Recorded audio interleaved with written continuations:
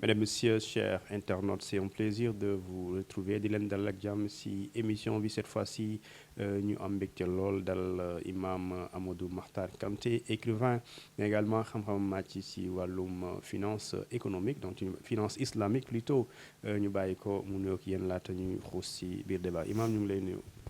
maa ngi leen di nuyu équipe bu DK 221. di sawar loolu seq ak yéen waxtaan di nuyu. ñi nga xam ne ñëpp internautes yi nga xam ne ñu ngi ñuy suivre ci émission bi.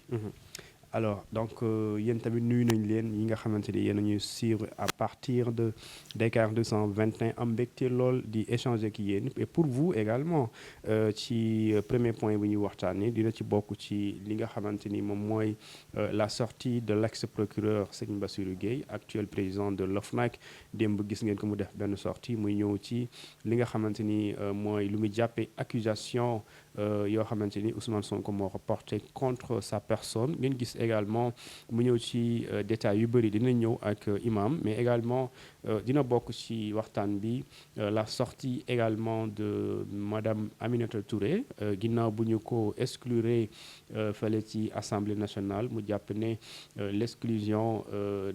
l'exclusion du dara lu dul une violation flagrante des articles 60 de la Constitution et 7 exactement du règlement intérieur et également jàpp ne gis ngeen lu mu def démb lu mu wax plutôt daal di ñëw en long et en large sur cette déchéance de son mandat de député mais aussi dinañ dem au niveau international pour dem fale ci Suède gis ngeen fan yi passé benn téere alxuraan la ñu fa taal mu nekk loo xamante ni dafa xaw a défrayer cette chronique donc ñu gis ne imam il va également revenir sur cette question une autre question c'est la guerre entre l'Ukraine et la Russie gis ngeen ko dafa xaw a yënguwaat Vladimir Poutine ak Zelensky tous les deux camps ku nekk sa allié mu ngi lay jàppale en termes d'armement dana ñëw également est-ce que cette troisième guerre mondiale n'est-elle pas éventuelle ou bien on n'est pas à quelque part ou quelques mètres justement de cette porte de cette troisième guerre mondiale qui risquerait de plomber le monde entier dans également des difficultés déjà ñu dund financières économiques alors imam démb gis nga ki nga xamante ne moom mooy l'ex-procureur Serigne Bassirou Gueye qui a fait une sortie quand même qui a tenu en haleine pendant lu ëpp ñaari waxtu en tout cas mu koy expliquer moom ak ñi nga xamante ne ñoom ñooy taxati xibaar yi yow bi nga dégloo lii di conférence de presse bi ban impression nga am laata ñuy dem ci point yi muy développé. alors sama impression générale.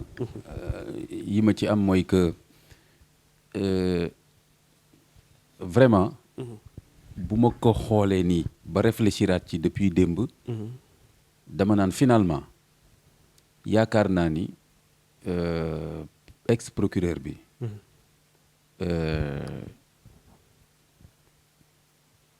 yaakaaruma ni qu'il a gagné plus que qu'il ait perdu dans sa sortie. Il me semble que gagnerait à se taire. Voilà, à garder le silence. Voilà, il me semble que daal. mu bañoon def sortie moo gën sortie bi mu def démb.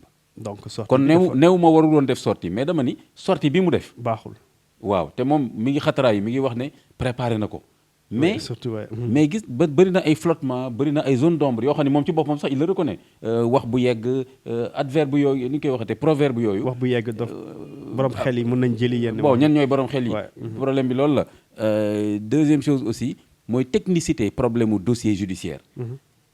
c'est pas pour rien que mu nekk lu ñuy régler entre avocat magistrat ay chambre d'accusation c'est parce que ay échelon la ba pare njàng bu xóot la laaj ci droit ak yooyu est-ce que ñi mu doon waxal démb Sénégal ñaata ñoo ci mën a comprendre ay rapport de synthèse ay PV donc j'ai l'impression que il s'est trompé de contexte donc boo ko seetee ba seet. il s'est trompé de tribune jàpp ne si il se croit au tribunal alors. oui non bon je pense qu'il se croyait même pas au tribunal mais en tout cas leçon de droit bi mu bëggoon joxe au grand public ça n'a pas marché. ok ça n'a pas marché parce que comme ni ma la ko waxee rek terme technique yi muy utiliser yenn kii kooku c'est une chose. deuxième chose bi c'est pas un as de la parole le monsieur avec tout le respect dû n'est pas éloquent. loolu tam da ko desservir parce que Sénégal fi mu nekk nii. ñoom dañu. kon dafa amoon du mal à expliquer lu mu bëgg a wax. j'en ai parlé à un ami xam nga lan laa ko xam nga France la nekk. oui ma ne ko suivre na affaire mu ne ma ne ko procureur mu ne ne ko je le respecte ma ne ko procureur mu ne ma ne ko daal jàpp naa ni presque sortem bi li mu wax ci wolof sax moo ko xaw a sauvé mais li mu wax ci français même c'était assez catastrophique français bi c'était pas éloquent, il y avait des répétitions. C'était pas clair. waaw c'était pas clair, le français n'était pas bien parlé donc moo tax ma ne heureusement sax mu gën a yàgg ci wolof bi pour que sénégalais yi au moins sax ci wolof comprendre li muy wax donc je ne suis pas sûr qu'un procureur qui a le même niveau que lui en France, qui l'aurait écouté en français, aurait vraiment compris lan la bëgg a régler. Et surtout que moom ci kii bi ci visuel bi dafa ne la presse nationale internationale est conviée donc presse internationale boobu bu ñëwee quand même. nga wax français bu mel nii. waaw vraiment je me demande France 24 RFI en particulier quoi TV5 ñoom ñëpp noonu. je sais pas comment ils vont résumer tout ça. pour dugal ko ci élément journal aussi. waaw c'est pas évident de bon parce que ñetti problème la wax après mu dugal ci yeneen détails yoo xam ni et cetera donc loolu déjà. sama sentiment global sama impression générale mooy que ni je ne peux pas dire qu'il s'en est vraiment sorti te loolu je pense que risque boobu su ko pesé woon kon peut-être du def sortie bi parce que procureur quand même personnalité la ci réew dossier bu sensible bu mel ni ba mu am ñu ci faatu mën na am tamit ëllëg ay fitna am par rapport ak li ñuy xaar kenn xamul lan la donc lu mel ni soo décidé surtout ci étape bi ñu toll moo tax je me demande bon il s'est trompé vraiment de contexte je crois parce que même contexte bi ñu toll nii nga xam ni ñu ngi naan léegi dañu nar a dem procès léegi peut-être dina ci ñëwaat Sonko ne man clôturer naa dossier bi parce que c'est un dossier boo xam ne côté judiciaire bi léegi épuisé nañ ko y a rien donc c'est un problème politique que je vais mener une lutte politique à mort def naa sama testament kon est-ce que c'est encore le meilleur moment pour le procureur nit ñi mën nañ jàpp tamit ne dafa ñëw pour indiwaat ay éléments yu encore à charge contre Sonko et cetera donc moo tax ma ne contexte bi daal xaw ma ñenn ñoo ko conseillé je pense que d'abord il n'était pas obligé de le faire ñaareel ba moom ci boppam li mu wax mi ngi may wax lu ñaaw et cetera mes amis et cetera loolu yëpp doyul pour un procureur parce que pour man procureur d'ailleurs sax wax naa ci sama benn poste ce matin ma ne bon est-ce que sax waruñu def benn loi claire buy tere un procureur qui réponde à un citoyen sur un dossier judiciaire parce que buntu boobu suñu ko ubbee je pense que mën na indi fi ay problèmes yu dul jeex. surtout en citant un prévenu ou accusé. voilà voilà loolu def naa ko ma ne non j'ai proposé que qu'il y ait en tout cas si ça n'existe pas je pense que si ça existait peut-être li mu nekk ex-procureur. kon du ko wax voilà mais vraiment procureur dafa war a wax rek les principes def nañu benn enquête nangam ak nangam mais moom démb dafa génn pour wàññi damay tontu benn acteur politique man là je me dis déjà c'est pas son rôle di tontu benn acteur politique moom dafa war a rek yam dans les principes te principes yooyu. liggéeyam moo ko ci war a couvrir en tant que procureur def na son travail pour man.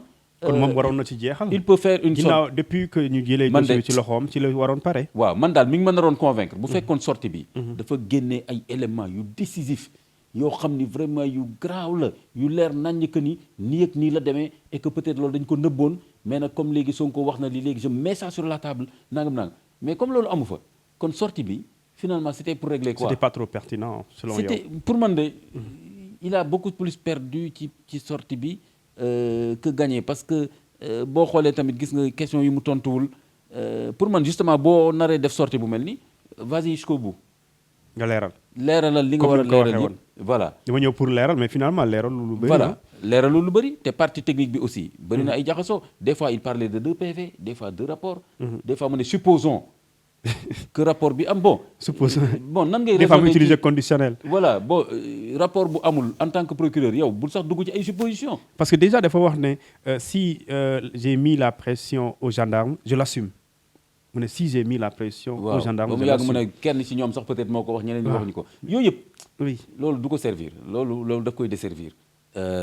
donc li ma la wax la daal c'est-à-dire que génn pour tontu benn acteur politique en tant que procureur même en tant que ex-procureur ak contexte bi ñu toll nii. nga xam ni aussi bien l'acteur politique que même sur la procédure judiciaire mën nañu wax ne moom yoonam nekkatu ci. yoonam nekku ci bien sûr. donc il s'est trompé de contexte. donc sortie bi peut-être waroon na mën a def sortie bi peut-être au début bi mu yoree enquête bi en ce moment-là déjà ñi ngi ko doon réfuter. naan ko da ngaa changer lii da ngaa lii boobu temps defu ko dem ba dossier bi nekkatul ci loxoom donc fi mu nekk nii li muy gën a niru faj mer lay gën a niru que vraiment clarifier te moom dafa ne dama ñëw pour clarifier ñëwum pour charger kenn Donc, pareil, il insiste sur le mot charge kenn. waaw C'est comme si en le disant, il a l'impression de donc charger. c'est problématique donc fi mu nekk nii. ñan la convaincre réellement je ne suis pas sûr que convaincre nañu bëri parce que tey jii ñi nga xam ni ils étaient là dans une position que ni moom am na lu mu def de pas orthodoxe dans cette affaire qui va contre Sonko. ñooñu je ne pense pas que li mu wax. tax nañu ne il a été net dans l'affaire. Donc gis nga affaire tamit réflexion. Capitaine Touré. Capitaine Touré bi li mu ci wax tam ça n'a pas semblé être très c'est clair. que c'est foofu dafa ne Ousmane Sonko daf ko wax ne da nga falsifier PV bi nga xamante ni moom la capitaine Touré defoon alors ci PV boobu moom mu ne su dee am na lu mu ci dindi mooy fi capitaine Touré di joxe lii di réflexion di joxe di wax ne dans ce PV il y a des contradictions de Adji Sarr léegi après moom mu ne da ko moom il a reconnu que dafa dindi parti yooyu dégg nga parti yooyu mu dindi moom la Ousmane Sonko di wax donc ça veut dire que falsification PV boobu ñu koy toppee di ko wax chaque instant lui il a reconnu d'une moo tax ma ne la sorteem bii voilà parce que il s'est enfoncé en fait ben quelque part en tout cas je dirais pas forcément enfoncé mais en tout cas maladresse yi ci am ça l'a desservi et que comme ni ma la ko waxee rek sortie bi dafa waroon nekk loo xam ne ay éléments yu décisifs yu irréfutables yoo xam ne da nga naan benn ñaar ñett lu la nit contre xam ne lii nga wax mënu koo dindi maintenant moom du ce qu'il a fait li mu wax noonu comme ni ma la ko waxee technicité bi hésitation yi yenn affaire yi nga ne du ma ko lire 2 éléments yi mujj yi nga ne journaliste lire leen ko sama lire ko te moo yor document bi te yaa yore document bi sénégalais yi loolu lañ doon xaar sénégalais yi ragaluñu dëgg mi ñu ngi xaar nga wax leen bu ko defee am na sax kenn koo xam ni mën na wax ne bon je revois ma position parce que 2 lignes yi mu mujjee lire quand même donc 2 lignes yooyu ça pouvait être décisif quelque part man du ma ko lire moom léegi su ko liirul kan moo koy lire te yow nga ñëw ci table bi yore document bi bon aussi même li mu wax ni PV bi nekk ci Maham Diallo nangam ñun gisuñu le citoyen ordinaire doo ko renvoyer ci document boo xam ne mënu koo gis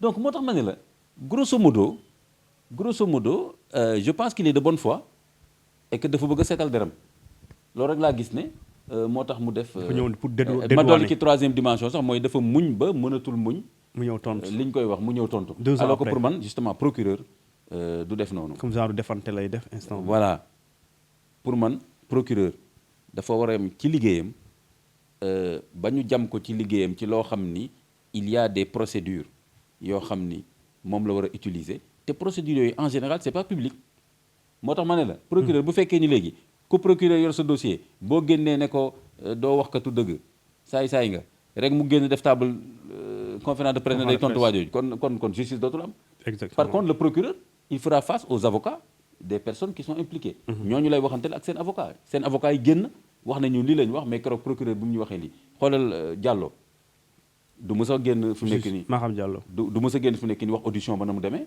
ak lu tax mu transféré parce qu'ils sont tenus par le secret professionnel aussi il y a tout ça donc sortem bi am na ci élément yu bëri yoo xam ni pour man convaincrewul l'opinion publique mais à l'entendre parler aussi da ngay am impression que même si moo yoroon dossier bi au début di digle def leen bàyyi leen comme étant maître des poursuites mais on a l'impression que il ne maîtrise pas trop ce dossier parce que dafa am fu mu waxee ne dans le PV de la gendarmerie nationale bi ñu dégloo Ousmane Sonko il y a 6 contradictions de Ousmane Sonko alors que Ousmane Sonko n'a jamais été auditionné à la gendarmerie mosuñu ko déglu à gendarmerie et pourtant nee na ci PV gendarmerie Ousmane Sonko weddi na fa boppam ba mu mat 6 fois. waaw y a des choses comme ça mooy li ma la wax y a des choses comme ça yoo xam ni yaa ngi fay renvoyer nit ñi ci par exemple ci loo xam ne amul 6 contradictions yoo xam ni dafa ne ce sont les réflexions loolu man li ma ko déggee dafa ni capitaine Touré bi mu defee enquête bi moo def réflexion wax ne am na 3 points yoo xam ni dafa gis ne contradiction la au niveau de Adji Sarr et 6 points ci Ousmane Sonko kon moom dafa ne mosuñu ko déglu mais là comme c'est bizarre hein c'est bizarre oui il nous renvoie à une affaire qui n'existe pas à un PV qui n'existerait pas waaw parce que su fekkee ni capitaine Touré moom ci boppam moo relevé 6 contradictions ci Ousmane Sonko kañ la déglu Ousmane Sonko ak yan 6 ak yow en tant que procureur boo décidé bay def conférence de presse nationale et internationale war nga mën a duut baaraam 6 yooyu yëpp nga ne leen lii parce que ñett yu Adji Sarr yi wax na ko. loolu la ko journaliste laaj mu ne non bàyyi ma yem foofu. te yu ñetti yu Adji Sarr yi wax na ko donc nee naa la lu mel ni soo koy def daal demal ba jeex wala nga bañ ko def en considérant justement que le risque affaire yi gën a jaxasoo sax wala bañ a leer nga préférer noppi. te boo noppee nit ñi dañ naan rek sa liggéey nga def procureur nga tu as fait ton travail professionnel comme un médecin tey bu defee liggéeyam kenn du fa dem di ko laaj ay détails parce que duñu médecin. mais fi mu nekk nii li mu def médecin bi def certificat médical bi du mës a génn fi mu nekk nii dinaan dama expliquer def na kii am auditionné nañ ko. loolu lay wax léegi nag toog di xaar donc sortie procureur bi boo ko xoolee ba xool li ci jaxasoo. ak li ci ñàkk leer ba tey c'est en l'état et que quelque part sax je me demande ses collègues yi ko déglu démb ils doivent se dire que c'était préférable mu jàpp ñàmburam pare na ci dossier bi liggéey ne la mu ci war a liggéey ba transféré ko ba léegi yoreetul dossier bi nga jàpp sa ñàmbur léegi c'est vrai que li mi ngi lay wax yu la naqaree yu mel noonu mais loolu ku nekk ci sa liggéey lañ lay jamee. mais kooku aussi bu mu koy tudd Ousmane Sonko par exemple buy tudd Serigne Bassirou Gueye tudd ko en tant que Serigne Bassirou Gueye mi nekk OFNAC wala citoyen sénégalais da ko tudd en tant que procureur de la République donc ça c'est dans le passé donc dafa xaar ba affaire bi jàll muy soog a ñëw di dabuwaat waxaat ci mbir yoo xamante ni existe na il y a 2 ans. waaw non moom koy man kay nee naa daal loolu yëpp laa tënk ci contexte bi que ni sorteem bi daal. Pour l'opinion publique ak fi ñu ci toll nii ak lim ci jot a wax le citoyen lambda même ci boppam sax wax na ko ku jàngul droit xanaa moo sañ wax lii mais ku jàng droit waaw mais justement ñi nga toogal di waxal ñi ci ëpp jànguñu droit. amuñu notion te moom il n'a pas pu amener justement un raisonnement simple buy mën a tax mu leer nan nga bëggee que citoyen yi di retrouver wu ci affaire 2 PV 2 rapport synthèse bi. man synthèse bi rek laa def te li nekkoon ci rapport boobu mi ngi ci synthèse bi mais ki nous dit que mi ngi ci synthèse bi moom moo ko wax mais ñun gisuñu rapport synthèse gisuñu rapport bi nga xam ni fa la defee xam nga bu ñu nee synthèse mooy beneen rapport bu gën a yaatu nga synthèse ko léegi bu yaatu boobu ñun gisuñu ko suñu la waxoon léegi génneel ñu ko danga naan non secret professionnel kon voilà léegi kon justement moo tax nee naa la vraiment cours bi mu bëggoon administrer ça a échoué. léegi nag je ne pense pas que convaincre na opinion bi pas parce que nit ñi dañ naan il est de mauvaise foi mais côté pédagogie ak clarté ak tam léeg-léeg mu attaqué un peu la personne même de l'acteur politique. un problème de justesse, d'éloquence, de clarté. waaw mu ngi noonu voilà ak ay am na yoo xam ne tamit du waxu procureur parce que foofu da ngay sentir ne citoyen Bassirou Gueye mooy fayu ci benn citoyen politique li mu ko wax. alors que justement da nga waroon génn dans le cadre de ton travail maa ngi toog fii en tant que même bu ma dee ex-procureur je suis là pour vous expliquer le travail que j'ai fait quand j'étais procureur en charge du dossier. Et pour dire que comment accusation yi ñu tuumaal la expliquer comment nan la amee. voilà mais yaakaaruma ni tey jii am na koo xam ne tey après la sortie de Bassirou Gueye mën na taxaw wax la que ni effectivement maintenant c'est très clair dans ma tête que affaire bi nii ak nii la demee woon.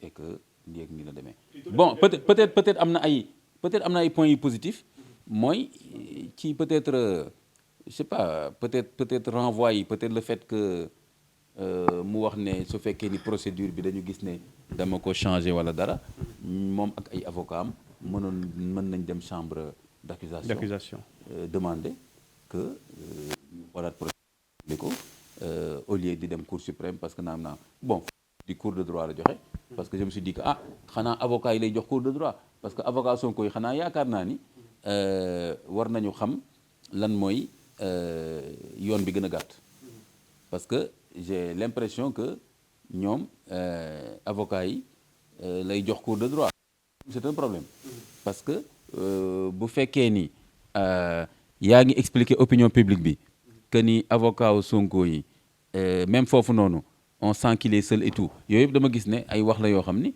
ça sort maintenant des prérogatives du procureur c'est-à-dire que Sonko qu'il soit seul qu'il soit accompagné loolu du problème mu procureur bi mais procureur mënoon na yem rek ci ne telle procédure mais mi ngi koy conseiller ni nga defoon procédure ba moo gënoon gàtt man je me dis que il donne des leçons donc de procédure aux gens sur ban rapport moo am synthèse boobu ci ban rapport la basé wu capitaine Touré jusqu'à quel niveau la yore woon enquête bi lan la génne ci enquête bi le temps ñu koy génnee ci enquête bi ba radier ko donc opinion publique fi ñu ko doon gën a xaar ci yooyu ak tam levier yi nga xam ni Ousmane Sonko ak ñi mu àndal ci lañ gën a joué pour wane ni affaire bi du rek dossier judiciaire loolu réglé ko te pour man sortie bi loolu la waroon réglé wala boog jéem ko réglé donc loolu la wax je pense qu'il est de bonne foi mais voilà il n'a pas sur le plan pédagogique et c'est très difficile d'ailleurs je me demande sax est-ce que waroon na ko mën a réussir parce que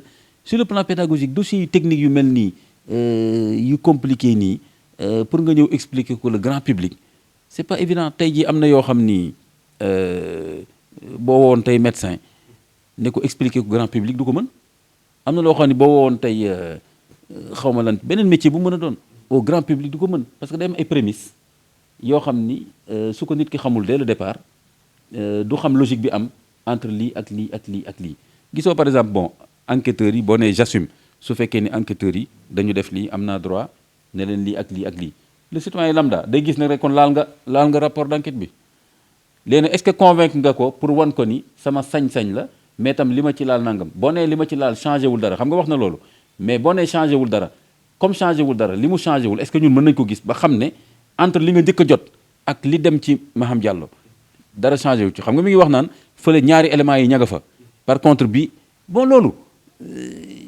foofu laa gis ne daal y a eu des problèmes dans sa sortie et man sur le principe même laa gis ne nañ ko revoir est-ce que un procureur qu'il soit même un procureur un ex-procureur sur un dossier est-ce que war na génn en public di répondre à une partie qui est concernée par le dossier. Ok, toujours imam ci même sortie l'ex-procureur de la République Serigne Bassirou Gueye dafa am beneen partie loolu boolewu ko woon ci waxtaanam mais journalistes yi dañ ko soulever mooy la question du certificat médical ñu ne ko ban valeur le certificat médical bi am mu tontu leen la valeur du certificat médical a une valeur de certificat médical. Est-ce que quand même comme moom nekk aussi un juriste tey surtout nekk procureur de la République est-ce que définition boobu la waroon joxe. voilà day dellu si li ma la wax nii exercice bi sur le plan pédagogique c'est très risqué. parce que justement mënuloo sélectif ba pare convaincre nit ñi parce que yu mel ni su amee nit ñi fi ñu lay xaar mooy sélectif c'est-à-dire. maanaam tànn ci looy wax. ok ak loo dul wax. ok donc nit ñi dañ naan. d'accord li mu dul wax. foofu la am problème il n'est pas à l'aise. ok ñàkk wax ci mbirum certificat médical bi. voilà les gens vont se dire te pourtant certificat médical c'est très important ci côté Sonko. élément fondamental. kon kay. je me dis que su bëggoon am une sortie décisive. dafa waroon ñëw ci yooyu nga xam ne ñoom Sonko ci lañ gën a insister. ñu bëri tey ci opinion bi boo leen waxee dañ naan la dossier bi amul dara parce que certificat médical bi wane na ni. y a pas de contact sexuel. surtout kon viol mënu fa am. absence de jonction sexuelle. voilà exactement. mais par exemple loolu c'est décisif kon loolu par exemple bu la jaralee def sortie war nga mën a anticiper ci question boobu te apparemment il s'attendait pas à cette question là xam nga kon bëgg ñëw ne gars yi déglu leen ma. ñetti points yi laa bëgg ñëw leeral pare naa ci bu dee loolu la kon defal communiquer rek. nga def communiquer mais boo defee conférence de presse mais ça veut dire que nit ñi dinañ la génneel question yoo xam ni c'est pas forcément que di nga ko mën a anticiper te comme ni nga ko waxee wax bu yegg xaw ma dafa koy def ak nu mu tuddati junj doy na borom xel. ci dossier bu mel nii justement bu dee yooyu moo fi des jarul def sortie kon gis nga difficulté bi mu am ci certificat médical bi bu fekkee li mu wax ci certificat médical bu dee loolu la mën na ko wax ci procédure bi yëpp. surtout mën na wax ne une enquête a une valeur d'enquête. surtout waaw yem fa. voilà yem fa. bien sûr. mais nga génn joxe ay détails ci yenn aspects yi les gens vont dire que fii tu es à l'aise moo tax nga joxe détails rapport yooyu ngay wax mënoon nga wax ne yëpp un rapport a la valeur d'un rapport. bien sûr les réflexions d'un gendarme ont la valeur mais xoolal foofu daf ko détaillé wane réflexion bi dafa tudd ñetti points ci Adji Sarr tudd 6 points ci Sonko wax 4 points ne 2 yi du ma ko wax. mënoon nga wax rek ni les réflexions d'un gendarme ont valeur de réflexion kon finalement doo génn wax dara. d'accord kon certificat médical boobu tamit ñu bëree ngi doon xaar mu wax ci lu leer parce que les gens ont dit que certificat médical bi tamit dafa demander ñu def beneen certificat médical les gens vont se dire que kon ils cherchaient coûte que coûte quelque chose qui peut enfoncer Sonko nga ne non loolu du ma ci tontu kon gis nga. D'accord. nee naa la daal conférence de presse bi daal doy na waar. Donc il a laissé libre champ aux commentateurs. Oui, ben oui. D'accord en tout cas ci demee beneen mbir mi aussi dafa dem et malheureusement foofu dafa xaw a dugal benn gendarme tudd commandant Mbengue parce que daf ne photo yu nekk ci biir rapport bi mooy rapport bi nga doon dégg ñu ne photo yooyu du man procureur maa ko ci dugal mais dañ ko ci dugal moom nee na commandant Mbengue moo ko fa dugal c'est-à-dire que weddiwul ne photo yi am na mais da ko ne du moom moo ko fa dugal. waaw bon man pare ne photo yi toppewuñ Ndeye Khady Ndiaye pour proxénétisme mais dañ koy toppee pour atteinte aux bonnes mœurs. en tout cas proxénétisme moom terme la boo xam ni depuis début enquête bi ñu ko doon wax ci affaire bien sûr. voilà moo ma jaaxal léegi mu dindi boobu terme ne bonne mœurs lañ koy toppee mais quand même. ce serait quand même assez louche assez problématique xam nga lu tax. parce que tey jii même Khady Ndiaye aussi aujourd'hui on l'a envoyé à la chambre criminelle. bien sûr. pour rek atteinte aux bonnes mœurs. certainement peut-être loolu parce que mënuñ ko toppee pour complicité voilà de présumé viol. atteinte bonnes mœurs je ne pense pas que tey code pénal atteinte bonnes mœurs nekk motif pour ñu envoyer nit chambre criminelle. chambre criminelle parce que surtout chambre ça criminelle ça juge un crime. viol mooy crime. et atteinte bonnes mœurs c'est un délit hein. jox la avertissement wala xaw ma lan loolu bonnes mœurs moom bu ñu ci doon tëj ñu bëri fii. et ça c'est intéressant imam li nga wax nii. oui non je pense pas que Khady Ndiaye ñu boole kook Sonko envoyé à la chambre criminelle juste pour des questions de photo indécentes. kon mais loolu jot nañu xalaat ci loolu. jar na xalaat kay. kon moom est-ce que toppee wuñ ko pour liñ ko war a mën a toppee mooy complicité de proxénétisme mais.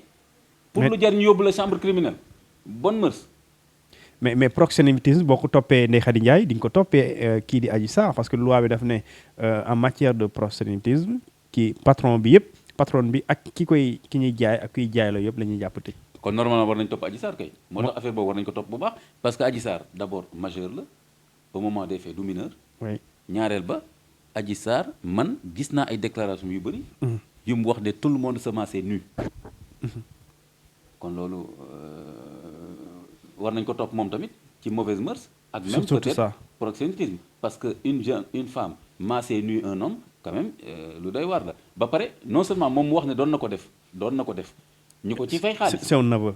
ñu ko ciy fay xaalis. ba mu neexal ci sax copinam boobu tu te rappelles copinam bi mu jox ko. xam mooy Ramata Ba mu ne ko kooku ne ko xam foo jëlee xaalis mu may ko ci. ba pare ñi mu doon maasee nu ci moom li mu wax Adji Sarr. daf doon dox Khady Ndiaye li mu ko war a jox. kooku jox ko payoram. kon mi ngi doon liggéey ci loolu. aussi jóge na fa dem quelques mois ñëwaat kon en connaissance de cause xam na ni fii lii lañ fiy def. mu dem mënoon a daw. ñëwaat kon fuñ poursuivre Khady Ndiaye war nañ poursuivre Adji Sarr comme étant deux complices. deux femmes yoo xam ni ñoo ubbi benn salle di ci liggéey peut-être kay moo ko ubbi mais en tout cas kee tam moo fa ñëw ñu fay def loo xam ni ak même ki sant ba ñoom ñëpp Ramata Ba ñi ngi wax ne ñoom ñëpp ñoo doon massé nit ñi foofu te Adji Sarr a dit quelque part tout le monde se massait nu loolu daf ko wax pour enfoncer Sonko c'est vrai mais en même temps day enfoncer boppam parce que mi ngi bëgg a woon Sonko que ni non yaa ngi dangaa sell na nga alors que foofu tout le monde se massait nu y compris toi quoi donc mais moom tamit kon ça veut dire que ni mooy question de moralité la bëgg a poser foofu man quelque part sax sama intuition loolu la ci affaire bi c'est-à-dire que je pense que affaire bi loolu ñuy wax viol noonu je pense que qualification viol bi dina jafe lool pour les juges et que quelque part pour man Adji Sarr ak ñi mu àndal li ñu gën a bëgg mooy tout simplement ternir l'image morale de Sonko wala ni kii di fi woote ay sell jub sell ak tam dafay tudd islam nangam ak nangam xale yu bëri jël ko comme modèle nangam même Ousmane mu sell bi gis nga foofu la jógee léegi jéem a wane nii loolu yëpp dara du ci dëgg benn saay-saay la ngeen baal ma wax bi boo xam ne day taxawaalu kii nii dafa mel ne Adji Sarr loolu la gën a bëgg a jublu te lii muy du yow laa ko di ko wax lu bees de lii wax naa ko Walfadjri au tout début de l'affaire ñu invité ma Walfadjri ci benn émission ma ne leen man li ma jaaxal mooy Adji Sarr bi mu waxee léegi nañ teg fële affaire viol bi mais Ousmane Sonko na waat ci alxuraan ne sëyul ak man ngeen baal ma wax bi boobu laa ne ci plateau boobu ma ne là je suis inquiet parce que dama foog ne jigéen bu fekkee dañ laa violé lu ñu mën a wax même bu lay jàpp di la rey tamit da nga naan dañ maa violé bien sûr mais nañ teg viol bi fële mais léegi na wax rek est-ce que ñeme na weddi ne sëy na ak man kon ça veut dire que kon li ma bëgg a changer terrain de jeu mooy moo xam ne dafa njaaloo ak man kon te bi ma journaliste bi léegi doo xalaat ci loolu dama ko ne loolu du loolu ak moom c'est-à-dire que Adji Sarr jéem a wane ni Sonko dafa def lii ak jigéen wala lii loolu du loolu dafa war a wane ni Sonko daf ko tooñ moom wala tooñu ko ok ça je l'avais dit. mais est-ce que loolu mënul xaw a méngoo que ne comme ni ñuy jàpp ne complot la wala dañ ma complot pour fexel ma est-ce que mënul xaw a niroog loolu d'après lu Adji Sarr wax noonu. en tout cas xoolal article Madiambal bi. def naa ci ay annotation. ok parce que bi ma gisee ci article Madiambal di wax ni. la naïveté ah et ça xaw ma lan fàtte naa expression bi mais son caractère juvénile et sa naïveté yu mel noonu. témoigne de la vérité de ce qu'elle dit ma ne tiens. la naïveté de Adji Sarr comme Madiambal Diagne. la naïveté de Adji Sarr. de Adji Sarr. ok mu ne mooy nee na mooy bi mu demee gis ko. xam nga demoon na gis ko moom. waaw waxoon na ko. voilà. mooy liste boobu ñu boole woon ko. je me suis dit mais tiens un grand journaliste comme Madiambal Diagne. nga wax ne léegi kon il suffit d'être naïf pour que loo wax ñu ne dëgg la. La naïveté de Adji Sarr témoigne de la vérité de ce qu'elle dit. De ce qu'elle dit. D'abord Madiambal jàpp na ni kon ce qu'elle dit c'est la vérité c'est-à-dire comme nekk ni Madiambal. Elle croit à tout ce que Adji Sarr a dit. Ça veut dire que kon Madiambal fi mu nekk nii Sonko wala c'est pas avocat Sonko yi mën nañu ko def citation directe ne ko puisque nee nga Adji Sarr lépp lu mu wax dëgg la parce qu'elle est naïve léegi génneel ñu preuve. indi preuve yi. te ñame na dem ci juge bi ne ko dafa naïve moo tax ma ne dëgg la. gis nga nañ wax lu ah jaar. oui donc la naïveté c'est pas une preuve hein. Voilà la naïveté témoigne de la vérité donc maintenant la naïveté est une preuve de vérité. il est à la place du juge kon nag àdduna bi tukki na de. Un grand journaliste comme Madiambal nan la mën a defee faute yu mel noonu li ko indi rek mooy à charge kon Sonko génne article à charge mooy article boobu mu tuddee urgent donc Adji Sarr. bi muy def loolu elle était majeure. bien sûr donc ci devant la loi mënoo ko tuddee naïveté. ñaareel ba moom wax na ni dama doon masser des gens nus. comme loolu tiitalu ko mi ngi ko doon def dem na quelque temps 2 mois xaw ma 3 mois après ñëwaat en connaissance de cause ba pare elle dit qu'elle a été violée régulièrement 5 viols réguliers. Donc à quel moment la Adji Sarr décidé ni léegi damay dem police pour porter plainte pour viol ba plainte bi tam gis nga la mu ca waxoon. ne moo ko bind. après on s'est rendu compte que. ba cité article yuy réprimer viol. loolu mënu ko xamal boppam. surtout léegi kon il est clair que am na ñu ko coaché ci processus su plainte bi. ok donc coaching. kooku sant Mbaye nu mu tudd. Ahmed Sidi Mbaye. démb xam nga procureur wax na ko. bien sûr. il faut faire très attention. parce que et def ne Ahmed Sidi Mbaye dafa bëggoon piéger Ousmane Sonko. mais loolu ça c'est un aveu extraordinaire. comment un procureur en pleine poursuite. mu xam ne am na information bu mu am. Ahmed Sidi Mbaye dafa bëggoon piéger l'accusé Ousmane Sonko. et après mu bàyyi loolu. sa wax warul bari. ah là là moo tax parce que kii si Ahmed Sidi Mbaye nee na il s'est planté plusieurs fois à la porte de Sweet Beauty pour piéger Sonko xool wax boobu mooy lan. ba pare procureur gis nga li ma la wax foofu procureur ci boppam gis nga foofu mi ngi fay xaw a tooñ Sonko te nee naa la foofu génn na loolu procureur parce que mi ngi naan waxul ne ci buntu jàkk la koy xaar wala ci école doom loolu ci yoon. il est dans les commentaires dans les détails lui. c'est pas le rôle du procureur. il est passé à côté. moom laa waxoon Dior Diagne texte bi ma def ko ci vidéo bi ma def. ci lettre am boobu. très bien écrit mais j'ai sorti des faiblesses en lui disant que génn nga ton droit de dindi tuuma génn nga ci parce que dugg nga feneen foo xam ni. mu nekk dans les attaques personnelles. parce que boo nee nit ki bu ñuy nodd fi nit ñi waroon a nekk yow yaa ngi woon fële loolu voilà léegi procureur bi tam li mu wax kooku. mais kooku xaw ma lan lañ ko laaj xaw ma lan la déposé justement moo tax boo nekkee procureur xam nga procureur bi wax na ni kooku ñëw na fa planté fa plusieurs fois pourtant li ma wóor mooy suñ ko laajoon encore kooku lan la wax exactement ak déposition lu mu lay wax dana non. kon bàyyi ma yem fii comme ni muy wax voilà kon doo mën a convaincre nit ñi kon léegi nit ñi dinañ xam ni yow yaa ngi jël toujours élément yi lay mettre à l'aise mais xam nga ki wax ne plusieurs fois waxu benn yoon. ñëw naa taxaw foofu ça veut dire que kooku waxtaan nag Adji Sarr ba xam ni. plusieurs fois Sonko daf fay ñëw et que léegi war na ko piéger. kon kooku léegi lan la seq ak Adji Sarr ba mu war ko jaral muy piéger Sonko ñaareel ba pourquoi mu ñëw plusieurs fois te mënu ko piéger lu dul benn fois ba alors que am na 5 viols. surtout. donc et à chaque fois comme ni ko Adji Sarr waxee nee na le violeur entre guillemets kii wax ne da koy violer da ko doon envoyé message di ko yëgal ne maa ngi ñëw préparer ci ki ñu war a violer mais ça c'est extraordinaire aussi. waaw voilà ak le jeune là ki nga xam ni dafa ñëw chaque fois pour piéger Sonko. kon kay xoolal li nga war a def par réflexe. mooy dès que kii la war a violer le potentiel violeur. bu la yónnee message nga partagé ko déjà ak moom. nga ne ko pointel. waaw kay loolu moo logique mais mu ne dama effacé. message bi ñaareel ba en plus warul nekk rek benn message puisque li tax waajo ñëw fa plusieurs fois ci bunt bi ça veut dire que kii mi ngi fa doon ñëw plusieurs fois te chaque fois bu doon ñëw da lay yónnee message kon du benn message rek yeneen message yi am nañu. et surtout il y a boo defee réquisition téléphonique di nga xam ñoom ñaar lu ñu doon waxante. affaire bi mun naa la waatal procureur nee naa la bañoon def sortie moo gën sortie bi mu def. parce que su yaakaaree ni sortie bi. am na ci ndam.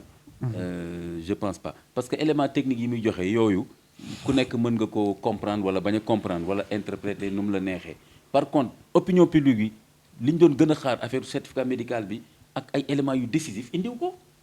mais imam man dafa am loo wax sànq te j'avais pas partagé woon naa réflexion boobu ak ñenn ci groupe yi may intervenir par exemple si chef d'accusation bu ñu toppee Ndeye Khady Ndiaye xam nga au début il faut qu'on le dise dañu doon wax proxénétisme. oui mooy dajale ay xale jigéen di leen jaayloo seen i bopp te amuñu droit def ko mais dañoo gis ne dañoo teggi chef d'accusation boobu et malgré ça ñu renvoyé ko à la chambre criminelle te chambre criminelle duñ ko àtte kenn ku dul koo xamante ni crime lañ lay toppee. Ndeye Khady Ndiaye quand même oui Ndeye Khady Ndiaye toppee ñu ko crime et malheureusement elle est renvoyée avec Ousmane Sonko à la chambre criminelle. et la preuve dem nañu auditionné ko mu génn ñu bàyyi ko mu dem këram dégg nga kenn defu ko dara luy wane ni potentiellement mën nañ ko envoyé. D'accord. Chambre criminelle léegi ñu envoyé ko chambre criminelle ça veut dire que kon am nañ éléments yoo xam ne pour ñoom.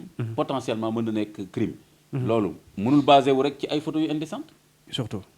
déedéet parce que il faut que mu nekk loo xam ni Adji Sarr moo ko wax ne kii doon na ma defloo lii ak ay góor wala yu mel noonu ñu war a mën a jàpp. te boobaa tamit Adji Sarr majeur la tant que waxul forcément te Adji Sarr fan lay waxee forcément parce que moom wax na ni demoon na après mu ñëwaat. Même Madiambal wax na ko ci texte bi mu ne sous pression de Khady Ndiaye la ñëwaat ma ne bon loolu ban preuve lañ ci am. mais nan nga mën a preuve mën na am tam Adji Sarr xaalis moo tax mu dellu si. parce que bu ñu la violé nga daw nga xas ba rëcc ki la violé. dootoo ñëwaat xanaa doo fa ñëwaat. dootoo ñëwaat oui. mais nga ñëwaat te bi nga ñëwaatee waxoo dañ maa forcé. et aussi parce que bi nga ñëwaatee sax xaalis bu ñu la fay. da ngay jox Khady Ndiaye. oui jox ci aussi ki sa collègue bi. ba jour boobu tam nga koy laaj xanaa Sonko du ñëw. ak waaw surtout kooku noonu nga ne moo lay violé nga yàkkamti mu ñëw. nga ne 5 viol nga ne bu njëkk bi fàtte naa kañ la cuun peut-être yéen ay xale mais ñun ñi nekk mag kii nii viol ci jigéen du fàtte jour ba. D'accord surtout. déedéet c'est un événement psychologiquement non douleur. déedéet du ko fàtte. et surtout plusieurs fois violé. waaw te man am na fu ma dégg sax Adji Sarr muy wax ne ci Sonko laa xamee góor na ma Sonko balaa ci wax bi di ko tudd noonu ci loo xam ne rafetul. dégg naa fenn Adji Sarr di wax ne ci Sonko laa xamee góor. oui wax na ko.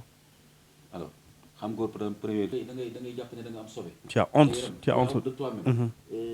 loolu moo tax d'ailleurs mu am ñoo xam ne dañ leen di violer après et cetera mais jour boobu moom di nga xam ne mardi la wala mercredi di nga xam tam ban heure la woon. te boo ci jógee doo nanguwaat loolu dal la. ok. parce que dina la jaral nga ñàkk sa liggéey nga dem ñibbi.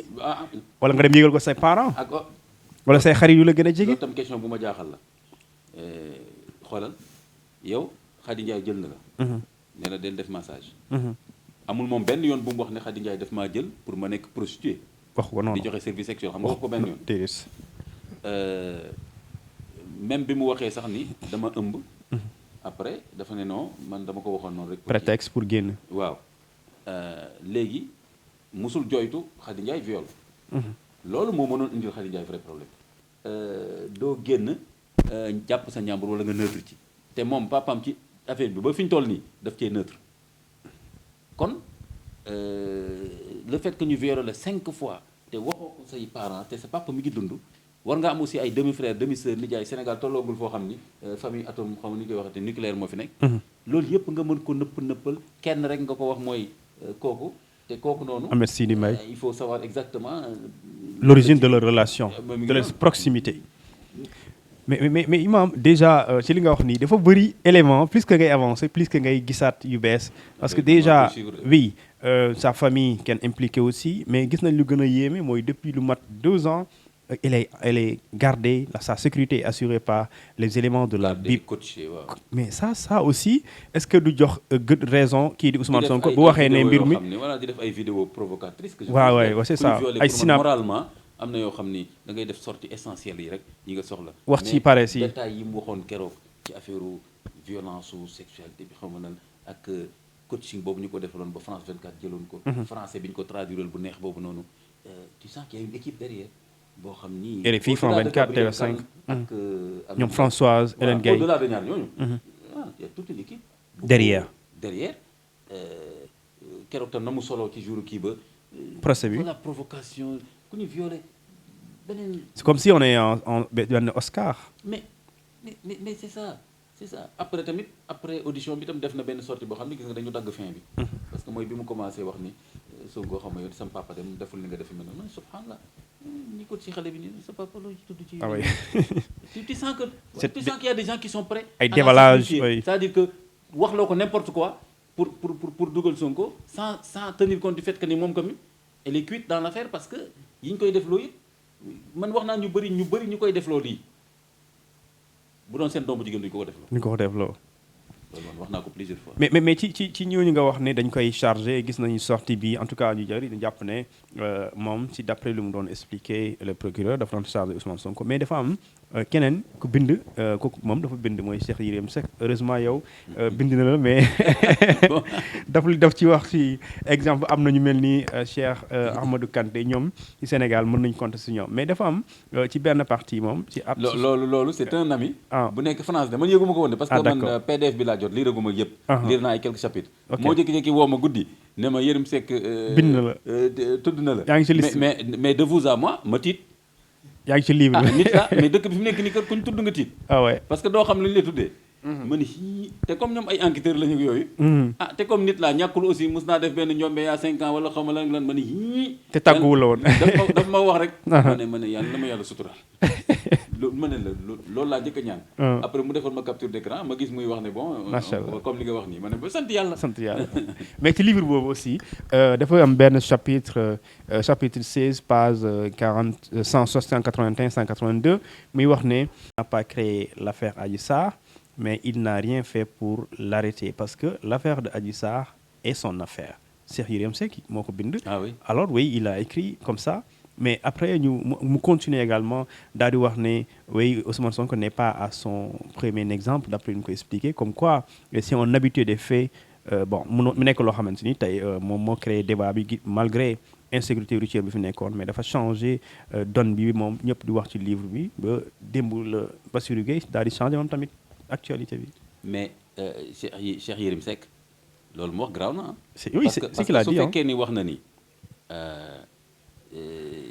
Macky Sall aurait pu arrêter l'affaire mais c'est son affaire mais kon day dooleel teesu complot bi genre Sonko mën na ko wax ni kon yow ki Yérim Seck yaa xam noo ko xamee mais xam nga ni que ni moom mënoon na arrêter dossier bi. Il a donné raison à Ousmane Sonko en vouloir le charger. oui parce que kon Cheikh Yérim Seck wane na ni kon le président était en position alors que séparation de pouvoir moo waram en principe.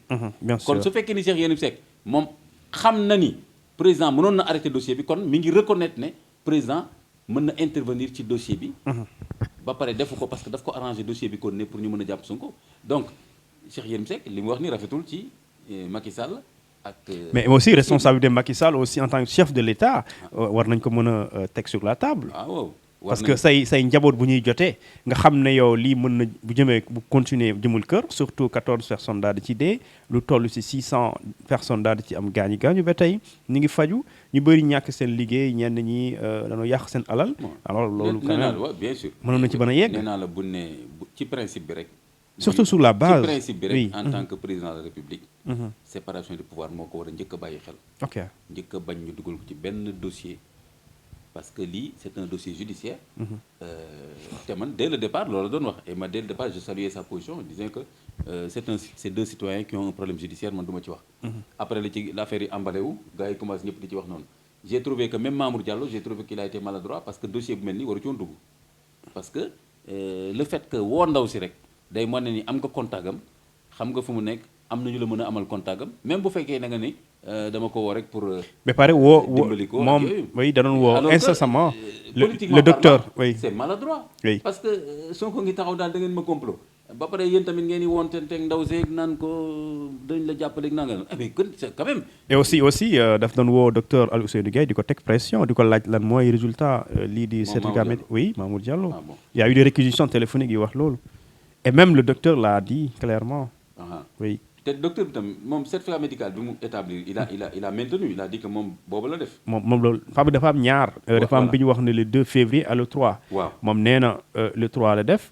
mais dafa am beneen bu ñu wax ne le 2 lañ ko def donc nee na moom lu mu def c'est le 3 février te boobu il assume que moom la def te moom la reconnaître devant le juge Maham Diallo bu ñu ko auditionné. te boobu mooy circuler. mooy bu dox.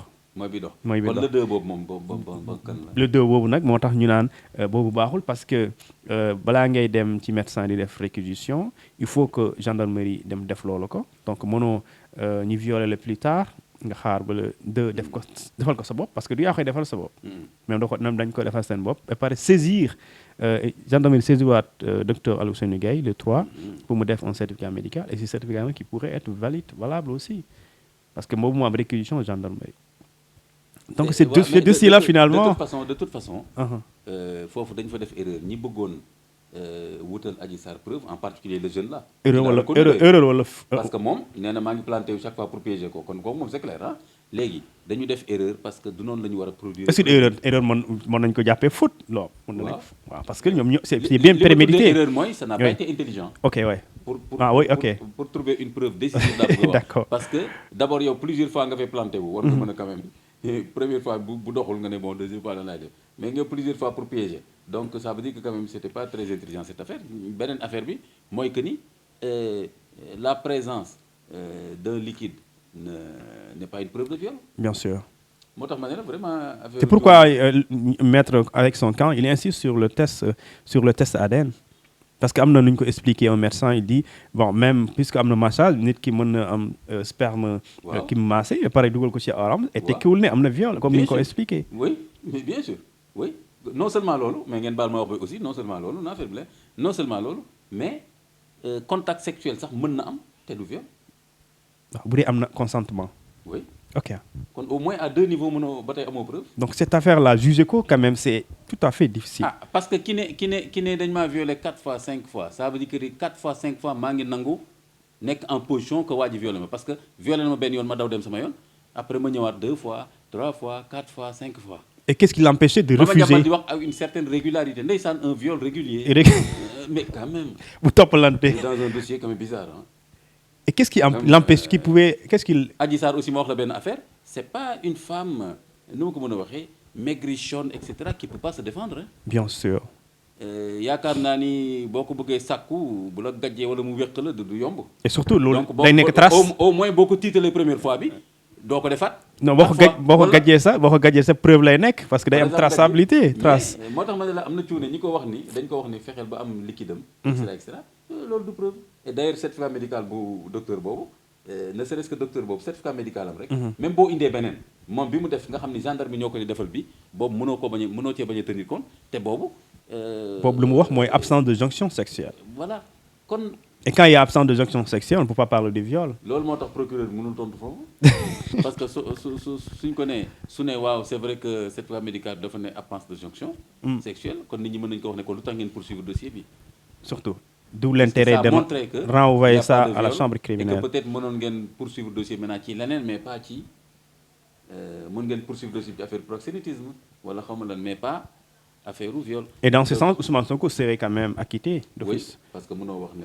parce que loolu lañ koy toppee viol. waaw et s'il y a pas viol donc mënoo ko toppee leneen. voilà. c'est compliqué finalement. Oui c'est compliqué mais oui mais en même temps c'est forcément compliqué dossier yu mel nii. waaw mais en même temps aussi.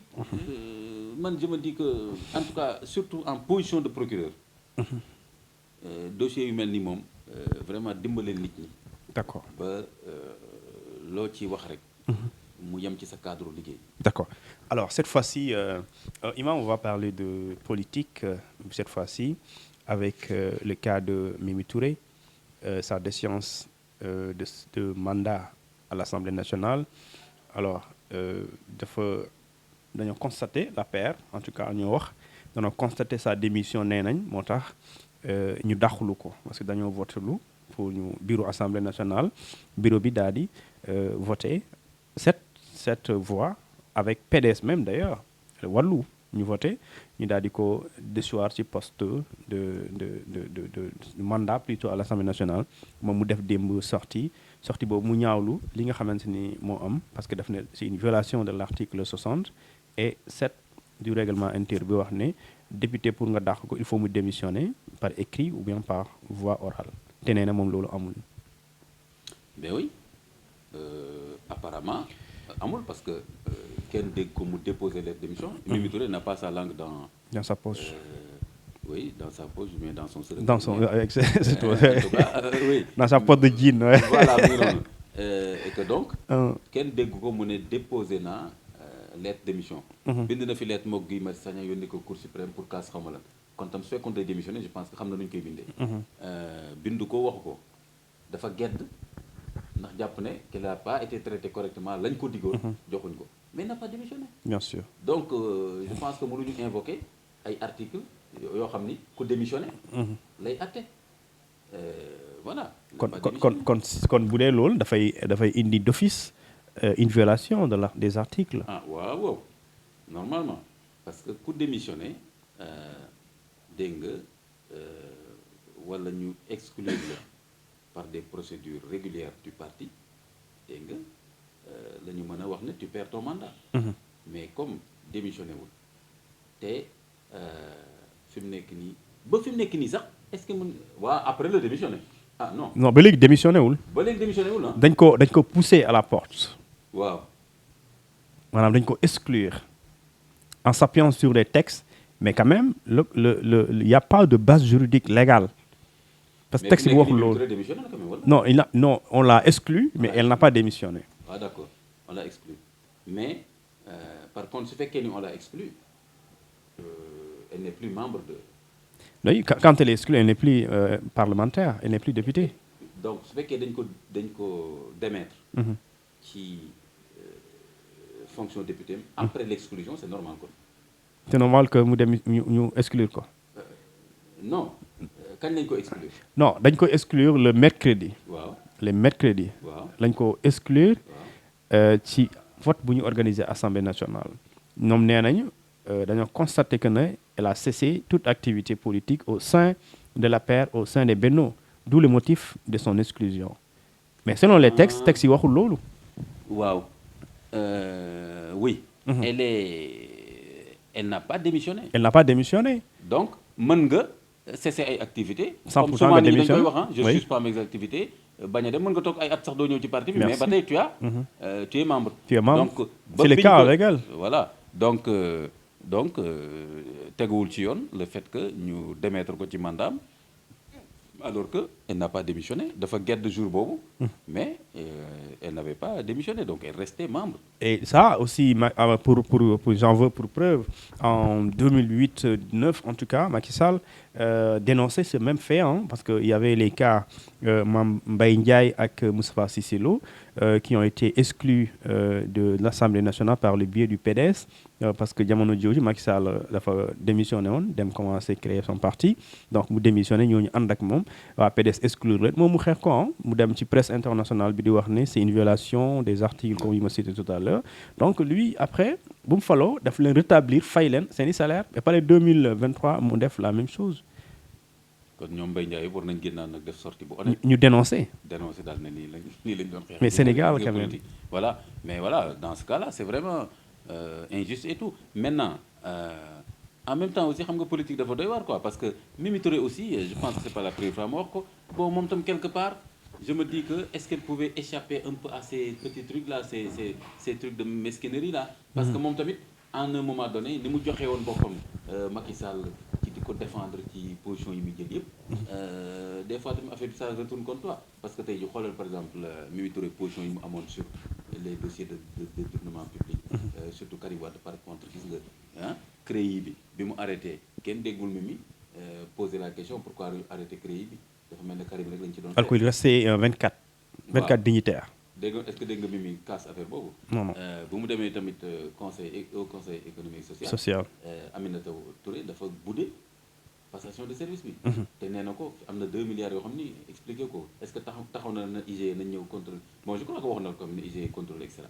mais donc donc ñoom tamit bu ñu nekkee ci pouvoir bi dafa am yoo xam ni dañ koy accepter ñu koy def ñeneen léegi nag dafa mel ne des fois il y a une morale du retour un peu de la roue là qui fait que après ñoom tamit ils sont écrasés par la même machine bi ñu doon actionné bi ñu nekkee ci pouvoir bi quoi. Ok, d'accord. Et dommage pour elle. Et maintenant, moi je me dis quelque part, tout simplement, na mener son combat juridique déjà, première chose. Et deuxième chose, moi je me dis, Mimi, est-ce que war na mën a xalaat ne war na mën a des APR ak Benno Bokk Yaakaar ak léegi moom attitude bi mu am. Ta position. ak position yu mu am. Ok. Vraiment. D'accord. Je pense qu'on va un peu clôturer plutôt cette partie dédiée à la politique. Mais avant ñu dem, on va justement dem par ricochet dem Kër Massar meeting bi nga xamante ni moom la Ousmane Sonko defoon. ñu gis na mbooloo bu bëri ñëwoon na wuy si ko mais lu ëpp si mbooloo boobu aussi doon ay ndaw également si ndaw yooyu ñu am message bu ñuy jàllale comme quoi doo dem wuy ji doo dem procès. Alors mu ñëw tenir fa benn discours boo xamante ni jàpp nañ ne c'est l'un des meilleurs discours de Ousmane Sonko mais lu ñu ci retenir mooy œil pour œil heure pour œil dent pour dent maanaam boo ñu defee ñu def la soo defee lii amatul toog di seetaan dañ la koy def donc mu nekk benn climat de confrontation entre l'opposition en quelque sorte Ousmane Sonko ak li nga xamante moom mooy le régime en place. mën nga wax kay l'opposition. parce que yeeyu ñëpp a ngi foon voilà seul wàllu moo fa nekkuloon. alors mu nekk loo xamante ni quand même climat bi dans quelques mois ou semaines luy annoncé wul comme si annoncé wul luy calmer luy créer stabilité ci dëkk bi. annoncé wu ko kay te c'est très difficile. si une fois il y a convocation. voilà ça va être très difficile parce que j'y réfléchis comme tout le monde. mais fan nga mën a jaar tey ba régler problème bi c'est pas évident parce que su fekkee ni la chambre criminelle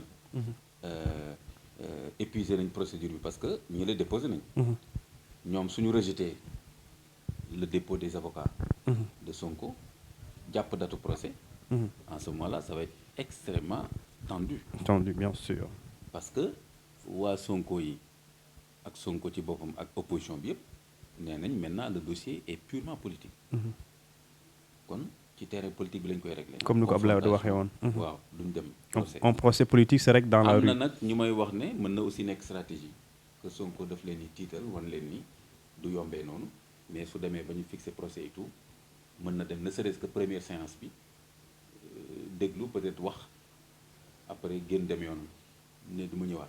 mais est-ce que ce serait pas risqué kay mu dem wuyu ji quand même ñu war ko atte ci base bi nga xamante ni tey ñu bëri xam nañu éléments yi ñu fi am donte nekkuñu juge mais quand même on a vu des éléments yoo xamante ni ils ont été déposés sur la table du doyen des juges le certificat médical les témoins dem procès kay moom c'est risqué. parce les que boo xasee ba dugg ci biir avec procès les cas Karim Meïssa Wade Khalifa Sall. waaw justement ñoom loolu lañu jàpp li ñu jàpp mooy ne effectivement buñ la xasee ba woo ci procès dinañ la condamner.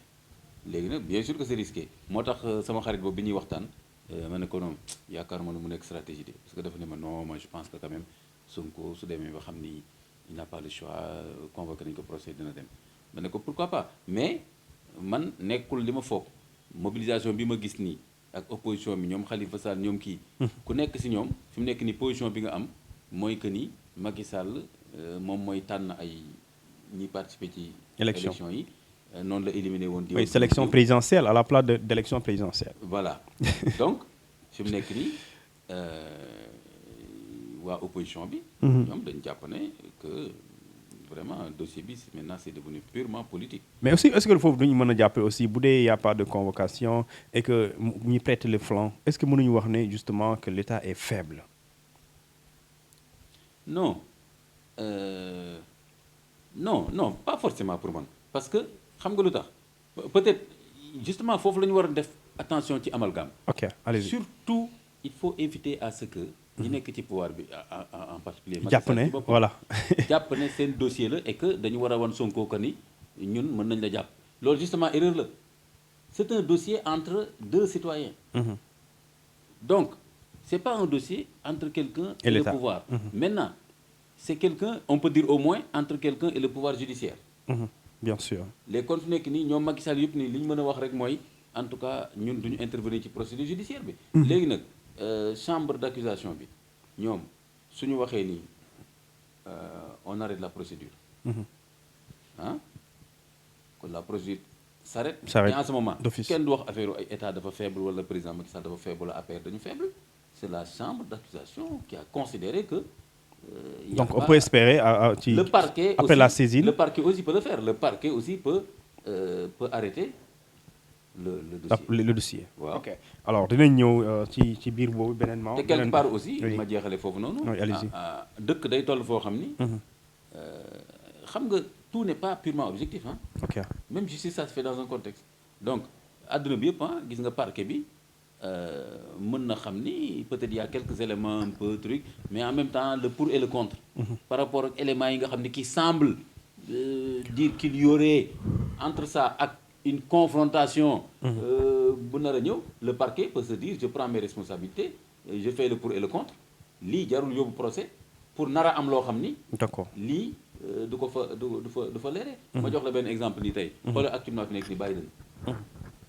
li ñu ko jàpp ni c'est très grave des documents secrets au plus haut niveau fekk ko këram ñaar ñett ñeent mais xoolal fi nekk ni gars yi ñu ngi seet. moom d'abord il dit erreur la. ñëpp xam ne loolu mënul nekk erreur. surtout mënoo nekk au plus haut niveau de l'État di jël ay documents yoo xam ne xam nga ni waroo ko denc nga denc ko ça veut dire que ni du erreur. et surtout que ñu ngi ci doon poursuivre Trump ba moom tax mu ngi doon wax ni Trump est irresponsable ba naam léegi fi nekk ni non dama juum te presque léegi chaque jour ñu gisaat ay documents yu mu doon dajale këram ak bureau mais fi mu nekk nii taxul juge yooyu yëpp noonu ils vont se dire quelque part oui c'est pas normal mais fi mu toll nii suñ ko xóotalee trop ça peut même fragiliser l'État naam nga gis nga trouver ay solution donc même dossier bu mel nii tamit les gens peuvent se dire quand on voit toutes ces contradictions là ak ni mu demee yëpp noonu quand on voit aussi que Adji Sarr même su ne dañoo violé aussi mi ngi sol robam bu rafet keroog di xàqataay di def ay vidéo ben les gens peuvent se dire ben tiens écoute on n'est pas vraiment dans une situation de vie et de mort boo xam ni jar na yenn yi bokk. Super.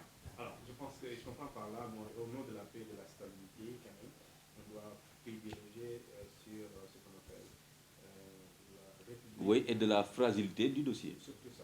Alors mais cette fois-ci on va aller en Suède lañuy dem. Pour waxtaanee li nga xam ne un militant je ne sais pas de l'extrême droite. Rasmus xaw ma. le Saint Coran mu taal alxuraan bi nga xamante ni mooy téere bi nga xamante ni mooy téere yàlla ji te ñu gëm moom la ñu bëreloo moom la yàlla wax ne bii c'est l'ensemble de mes paroles mais gis nañu taal ko foofu noonu yow ñu ko gis information boobu ak image boobu mu naqari ci bépp association bi ci def.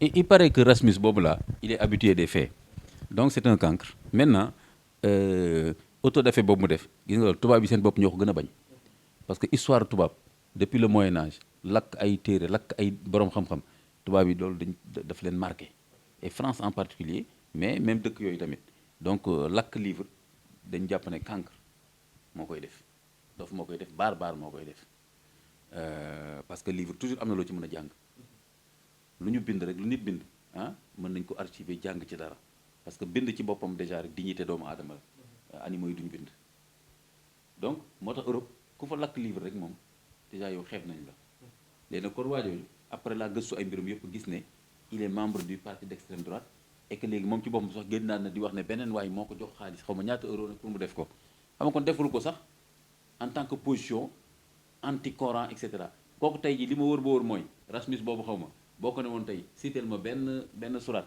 wala benn verset ci Coran du la ko citeel ba pare ñëw di lakk Coran donc loolu moo lay won ni affaire provocation la ak extrême droite aussi am na aspect politique ci biir posez-vous la question pourquoi mu lakk Coran bi devant fan la ko lakkee taxawul ci mbedd mi rek lakk ko xam kon mu neutre fan la ko lakkee devant l'ambassade de la Turquie lu tax lakk ko devant l'ambassade de l'Arabie Saoudite man je pense que Coran ku koy lakk symboliquement au moins fi Kaaba gi nekk alquran njëkk fa wàcc foofu nga ko war a lakkee mooy Turquie parce que Suède dafa bëgg dugg Union européenne te pour nga dugg il faut nga am accord ñëpp te Turquie dafa bañ pour l'instant loolu moo tax extrême droite bi tam mere Turquie loolu tax léegi comme turc ay musulman lañ te Erdogan day défendre musulman loolu tax mu dem lakk Coran pour moom Coran comme Erdogan ak la Turquie dañuy identifié wu ci Coran kon moo tax mu dem lakk ko devant l'ambassade de la Turquie. Moi je me dis mais non même loolu sax su ko defoon dina ñaaw mais peut-être na lakk drapeau Turquie wala benn photo Erdogan et cetera. même loolu aussi. mais entrée Suède ci. au contraire. parce que France ñaawlu na ko ñoom États-Unis. voilà dañ koy ñaawlu voilà ba pare Turquie gën a braqué wu annulé visite bu ministre affaires étrangères bu Suède waroon def te mën na am bu ñëwoon Turquie nee nañ mi ngi commencé woon di leen wax ne war na mën a nekk. gis nga kon cancre boobu xam nga mooy li ñuy wax rek cancre moom day yàqal ñëpp. waaw benn bu dajaloo xam nga ni dof mooy génn naan sànq fee li ñu doon wax nangam mais ñi am xel dañuy réunion génn dem ñibbi teg seen stratégie. léegi nag cancre boobu en plus affaire xaalis bu duggee ak yu mel noonu ak li ma la wax rek Coran Turquie moomuñ ko ba nga koy lakk foofu. beneen bi affaire aussi mooy souvent man dama koy reprocher même presse bi souvent dañuy jël expression yu mel noonu le Coran brûlé et cetera on peut pas brûler le Coran. Coran c'est la parole de Dieu dafa am une double nature du Coran il y a la nature matérielle du Coran mooy le fait que ñu bind ko dégg nga ci lu ñuy wax mushaf mooy le corpus. comme Coran bi ma teg fii nii ci table bi mën nga ko jël nga lakk ko mais lan nga lakk benn livre nga lakk boo xam ne dañ ci bind Coran mais lakkoo Coran parce que temps bi nga koy lakk nii man maa ngi julli géey léegi nii di ko tari moom bi muy lakk Coran noonu ñaata musulman ci monde bi ñu ngi tari alxuraan ci seen julli wala di ko jàngal ay alxuraan ay xale ci ay daara wax ma ñaata xale ñoo nekk ci daara yi dans le monde musulman di mokkal alxuraan di gagner ay concours Pakistan Indonésie Sénégal Maroc léegi kon moom bi mu doon lakk lan la benn livre bu am ay page yu ñu bind Coran bi nga xam ni nag mi ngi nekk lawxul mahfouz wala dimension métaphysique boobu dans la table gardée Quranul Majid fii lawxin mahfouz Coran boobu nga xam ne ay malaaka yu sell ñoo koy garder yu pur moom mënu ci accéder en tant que nit kon même l'expression le Coran brûlé mën nga wax un livre de Coran brûlé et cetera donc voilà mu nga noonu non voilà su jàngoon tuuti non yeewul kooku ce qui est sûr c'est que boo demoon fekk ko Suède il passe le temps dans les bars di tërëf yi et cetera amul culture parce que ko am culture da ngay xam def naa ci benn post da ngay xam Bible ak Coran lu ñu bokk c'est le même patrimoine scripturaire am nañu ay divergences ci yenn interprétation yi mais c'est la même base ce que j'ai appelé la révélation c'est-à-dire que Dieu a parlé à l'humanité léegi nag mën nañ bañ a d'accord ci fii nii. alors kon imam balaa ñuy daane ñu dem ci fële ci Russie dañuy dem seeti Poutine donc duñu jël avion mais cette fois-ci on va rester au Sénégal pour parler de la situation de guerre entre la Russie et l'Ukraine il y a plus d'1 an avion yi di wàcc ñuy rey ay nit di bombarder ñëpp di seetaan non et pourtant on est tous victimes de cette confrontation. Ben oui gisoon nga heureusement on a échappé de peu déjà à une crise alimentaire boo xam ni mënoon na grave trop avec la crise des céréales ñu xaw ci échappé tuuti mais Poutine boobu ngay wax tam seeti ko neexul deret fi mu nekk nii de. Ah bon? Du tout parce que quoi qu'on dise aussi man je pense que Poutine ni mu foogoo woon ni jekku na Ukraine ci wàllu ëpp leen doole. et que guerre bi du yàgg. man je pense que quand même loolu aussi am na fa calculam exactul et que même changement yi au plus haut niveau de l'armée yi mu def temps yi ak léegi ni muy gën a basé woo ci Wagner quoi qu'on dise Wagner n'est pas vraiment une entité de l'armée russe c'est une entité on peut dire privée wala semi-privée léegi pourtant ñu ngi ci gën a basé wu kon ce qui fait que ak bi ñu commencé recruter encore nañu koy waxate encore di jëli ji. pour renforcer le dispositif militaire. kon ça veut dire que ni au départ foog naa ni mu ko foogee woon yombewul noonu te pourtant warta mën a yomb parce que aussi Ukraine ñi leen jiite fi mu nekk nii seen tendance pro-européenne pro-OTAN dafa clair. parce que ñoom ñoo dàq ñeneen ñi nga xam ni ay pro-russe la ñu woon te nekkoon ci pouvoir bi. kon tam ñoom duñu bàyyi nii tamit européens yi tamit ils vont pas se laisser humilier ak OTAN américains yi. ci bàyyi Poutine muy xuus annexer Ukraine wala désarmer ko teg fa pouvoir bi mu bëgg. parce que ñooñu tamit ñu ngi koy dolli ay chars ñu ngi koy armé. Emmanuel Todd. oui grand intellectuel français la. bind na temps yi benn article ma xool di wax ne la troisième guerre mondiale a commencé. ok loolu jar na bàyyi xel de bu ñu ko négligé de. Merci à vous aussi, chers internautes. Ça a été un immense plaisir et j'espère que vous avez été bien servis avec Imam Amadou Mahtar Kanté, écrivain. Gis ngeen les réponses qu'il a apportées à toutes nos questions. Et je pense que quand même, ce fut un excellent débat. Bi nga xamante ne tey vous allez en profiter. En tout cas, nous vous souhaitons de passer une excellente soirée où que vous soyez. En tout cas, bon, ciao.